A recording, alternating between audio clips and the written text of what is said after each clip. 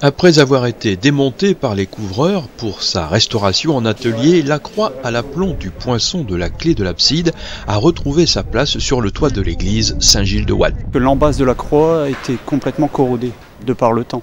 Donc de toute façon cette croix ne pouvait pas rester puisqu'ils ont repris la charpente après notre démontage. Donc à partir de là, on en a profité pour la refaire et la galvaniser. Cette réinstallation de la croix a fait l'objet d'une cérémonie particulière de bénédiction religieuse conduite par le père Thomas Vercoutre, doyen des Monts de Flandre, entouré de fidèles et d'un parterre de personnes officielles. Alors la remise en place de la croix d'abside de l'église Saint-Gilles-de-Watt est un événement important, une étape dans le chantier qui a un rôle symbolique, à la fois parce que la grande toiture a été refaite, elle est en cours de finition au niveau de la nef, et le raccordement entre la nef et les pans du chœur se fait par un poinçon, et ce poinçon traditionnellement est occupé par une croix.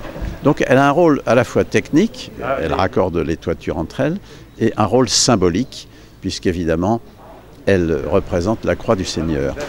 Cette cérémonie permet aussi de reconnaître le travail des ouvriers et des compagnons sur ce chantier. Monsieur le doyen Vercoutre nous a fait l'honneur de bénir cette croix selon la tradition locale, qui est à la fois bénir la croix, mais aussi bénir le travail des compagnons, qui est quelque chose qui honore en quelque sorte le travail de l'homme. Bénir une croix, c'est en effet plein de significations, d'autant plus pour le chrétien que je suis, ainsi que toutes les personnes qui fréquentent ce bâtiment qui est cette église de Saint-Gilles-de-Watt. Pour le doyen, l'église Saint-Gilles-de-Watt renferme des souvenirs d'enfance. Je suis natif de Watt, donc c'est une joie pour moi d'avoir été contacté au titre de doyen afin de bénir cette croix, parce que c'est toute une mémoire qui me remonte à l'esprit.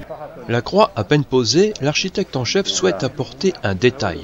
À main levée, il donne ses indications au couvreur.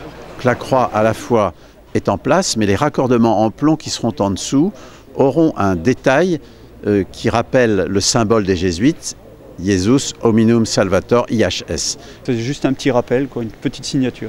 Une autre signature, celle-ci des compagnons et ouvriers couvreurs qui, avec cette queue d'aronde, montrent là la maîtrise qu'ils ont de leur métier. Alors ça, c'est la rencontre de deux versants à pentes différentes. C'est pas toujours réalisable selon les pentes, mais ici, ça l'était. Donc on a profité pour pouvoir le faire et donner un rendu du métier. L'événement nous permet aussi de prendre des nouvelles du chantier. 35 000 ardoises doivent être posées, là on est déjà presque la moitié, je rappelle 35 000 ardoises avec 2 clous en cuivre de 2 grammes par ardoise, je vous laisse faire le calcul, et puis fin août normalement on aura une église qui sera hors d'eau avec la fameuse ardoise, la violine du Pays de Galles, qui fait la fierté aussi de ceux qui la posent parce qu'elle a un son tout à fait particulier. L'ardoise, il faut savoir la travailler, la sonner, la clouer, il y a des zones à respecter. Sonner, c'est taper dessus au marteau pour voir si elle n'est pas fendue. Parce que si on la pose et qu'elle est fendue, elle peut très bien s'ouvrir en deux ou 3 ans plus tard.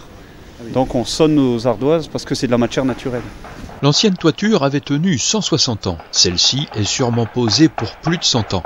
Les hommes travaillent ici sur une échelle qui nous dépasse, alors chaque prouesse, chaque signature est comme un écho du passé lancé comme un relais aux générations futures.